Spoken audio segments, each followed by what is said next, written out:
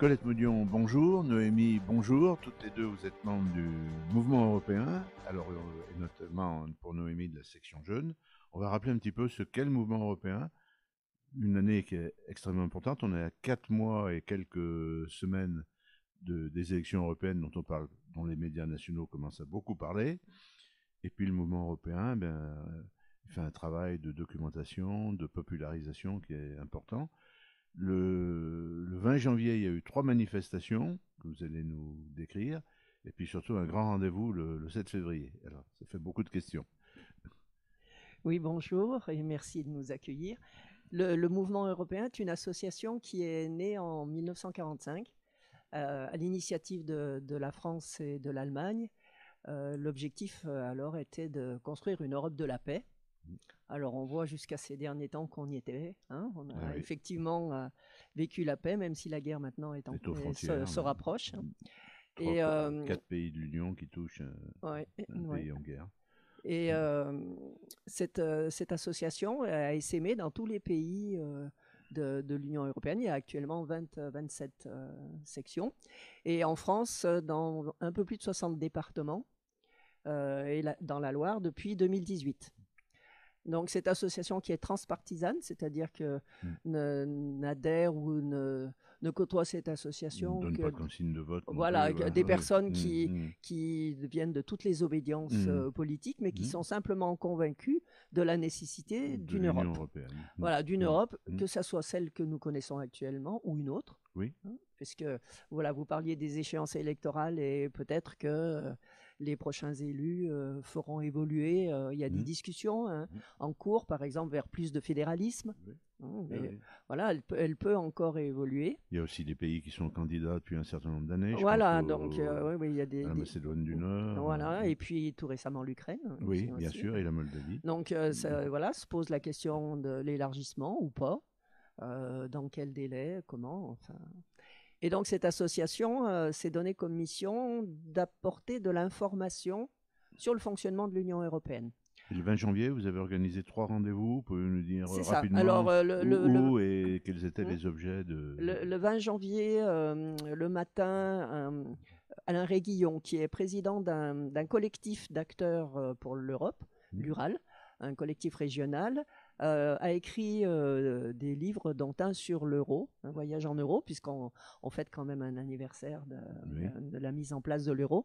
Donc il l'a dédicacé à la librairie La Vigne à Montbrison le matin. Et puis l'après-midi, après un petit temps de jeu et d'activités pour faire connaître l'Europe, des activités tout publiques, il a donné une conférence justement sur l'euro. C'est une des premières actions initiées cette année dans le cadre de la... aussi, je crois.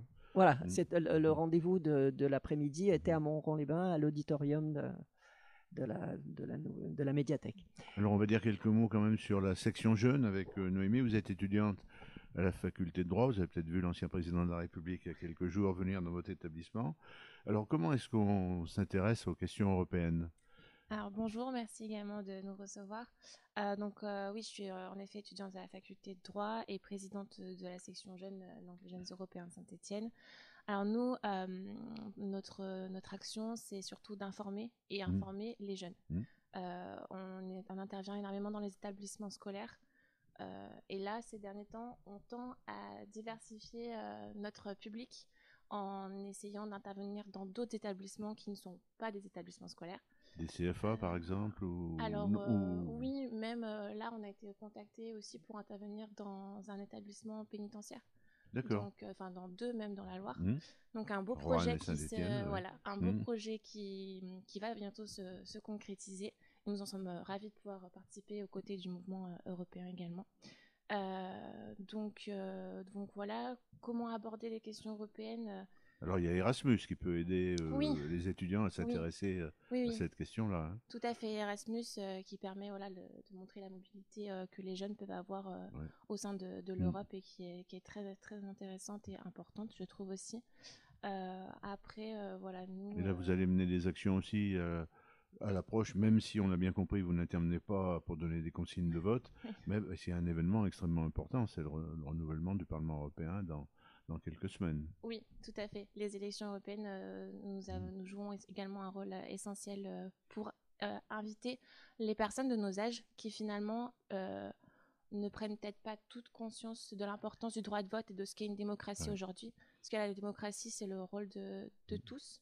Et c'est vrai qu'on voit, comment dire, peut-être que les jeunes sont moins sensibilisés. Et nous, voilà, notre but, c'est de montrer qu'on on a un rôle à jouer. L'Europe se construit également par les jeunes. On est les Européens de demain. Et c'est très important d'aller voter pour les élections du mois de juin. Alors le fait que par exemple en Angleterre, il y a des sondages qui montrent qu'il y en a énormément de gens qui aujourd'hui regrettent le Brexit, ça peut favoriser aussi le discours pro-européen. Oui, c'est vrai. Très bien. Eh bien, on va continuer. Alors, on parle des types d'activités. Puis, vous avez aussi une activité éditoriale avec la publication régulière sous forme numérique d'un magazine. Le dernier numéro vient de sortir. Quels sont les grands thèmes qui sont abordés? Est-ce que les lecteurs vous sollicitent parfois en disant que ça serait intéressant que vous publiez quelque chose, par exemple, je sais pas, sur la Moldavie, on ne connaît pas bien et c'est un pays qui est candidat. Oui, alors cette newsletter est publiée mensuellement depuis le confinement, depuis le Covid. C'est un peu cet événement qui a provoqué la mise en place de cette newsletter. On essaye de coller à l'actualité européenne. Bon, il y a eu par exemple un dossier sur l'hydrogène. Il y en a autour de là depuis 2 numéros. On met en avant certains acteurs de l'Europe. Des personnes qui ont été investies au y moment compris des Ligériens comme M. Barnier, Jean-François Barnier. Oui, voilà. Oui, alors Jean-François Barnier, c'est un véritable partenaire, puisqu'il avait animé il y a quelques années une table ronde pour présenter le comité des régions. Oui. Et là, dans le cadre de la préparation des élections, on va co-organiser un événement le 7 février. Eh ben, on va en parler de cet événement. Si je peux me permettre de bien préciser, sûr.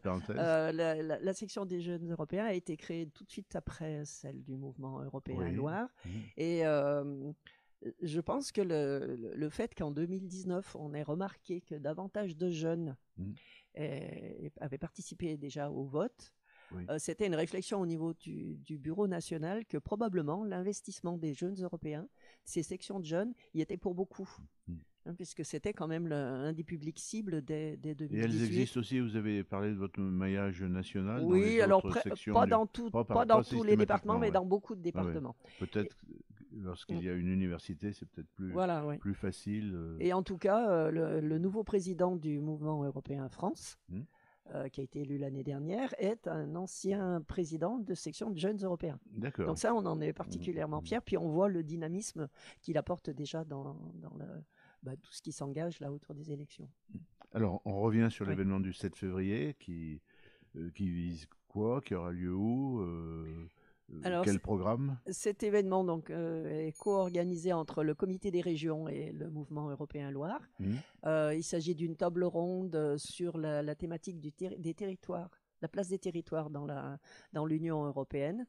Il a pour but de faire connaître le fonctionnement du comité des régions et comment les membres désignés, parce qu'ils ne sont pas élus, mais comment les membres désignés, par exemple comme Jean-François Barnier, travaillent au sein du comité des régions. Donc cet événement aura lieu le 7 février à 18h30 à l'école des mines. De Saint-Étienne, d'accord. Et il sera animé par deux enseignants de l'université. Donc ce sera surtout des conférences c'est des tables rondes, donc il y aura trois intervenants. Au public de poser des questions aux invités. Oui. Donc, alors les thèmes ce sera donc la place des territoires et donc trois représentants du comité des régions. Donc Christophe Rouillon, qui est président du groupe socialiste, François de Coster, qui est président du groupe Renew, et Franck Proust, qui est membre du groupe EPP. Donc, vous voyez, il y a vraiment la pluralité. Répondront à des questions qui leur seront posées par Madame Mounsif Moungache et Monsieur Daniel Imbert Magan, qui sont tous les deux maîtres de conférence à l'université Jean Monnet. Alors, vous nous ferez le plaisir de nous envoyer un communiqué. On l'annoncera aussi dans le JT quotidien de 42 TV, quelques jours avant.